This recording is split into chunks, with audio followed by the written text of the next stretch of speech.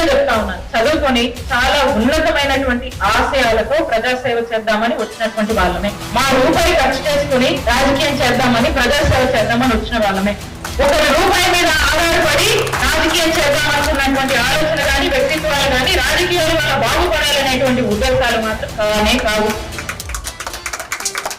అలాగే మీరు చూసినట్టయితే మా అఫిడవిట్ లాస్ట్ టైం వేసిన దానికన్నా 2019లో నేను కంటెస్ట్ చేసినప్పుడు వేసినటువంటి అఫిడవిట్ కన్నా మళ్ళీ మొన్న వేసినటువంటి అఫిడవిట్ లో దాదాపు 20 నుంచి 25% ఆస్తులు అనేవి మాకు తగ్గిపోతాయి. ఎందుకు తగ్గిపోయాయి? పెరగాలి కదా మరి. ఎందుకు తగ్గిపోయాయమ్మా?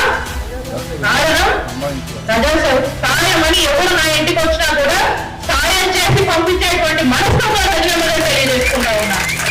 అది కనపడదు. జగనన్న చేసిన మంచి కనపడదు, ఏదైనా సాయం చేసే వ్యక్తులు కనపడరు. ఏదో ఒకటి కొడుకు తెలాలి కాబట్టి వీళ్ళు ఇచ్చారు కాబట్టి మాట్లాడుతూ ఉన్నారు. మీ మాటలు ఎవరు నమ్మరు. మీ పార్టీ